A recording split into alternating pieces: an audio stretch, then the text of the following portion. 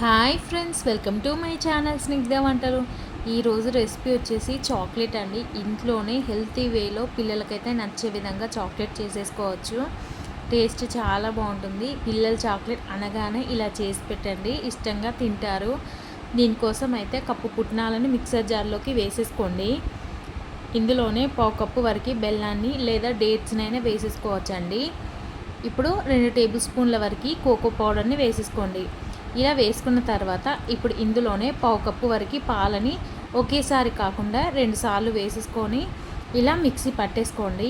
ఇలా మిక్సీకి అయితే వేసేసుకోవాలి. మెత్తగా మిక్సీ పట్టి పక్కకు పెట్టేసుకోండి.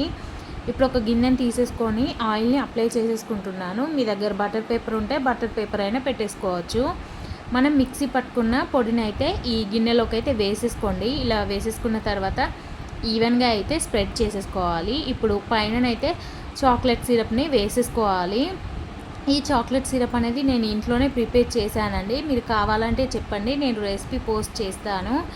ఇలా ఈవెన్గా అయితే చాక్లెట్ సిరప్ని వేసేసుకోండి. ఇలా చాక్లెట్ సిరప్ వేసేసుకున్న తర్వాత మీకు నచ్చిన డ్రై ఫ్రూట్స్ ఏదైనా పైన వేసేసుకోవచ్చు, లేదంటే ఇలానే డైరెక్ట్గా తినేయచ్చు.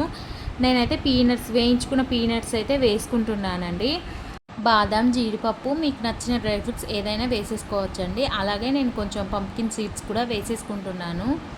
ఇలా సీడ్స్ వేసేసుకున్న తర్వాత ఈ చాక్లెట్ అయితే 1 అవర్ పాటు ఫ్రిడ్జ్లో పెట్టేసుకోండి. 1 అవర్ కల్లా మనకి సెట్ అయిపోతుంది చాక్లెట్ అనేది.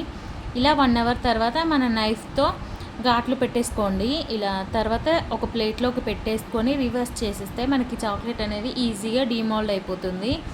ఇలా మీకు నచ్చిన సైజులో అయితే కట్ చేసేసుకోవడమే. పిల్లలకైతే బాగా నచ్చేస్తుందండి. మీరు ఇంట్లోనే ఇలా హెల్తీ వేలో చాక్లెట్స్ చేసి పెట్టండి, భలే ఇష్టంగా తింటారు.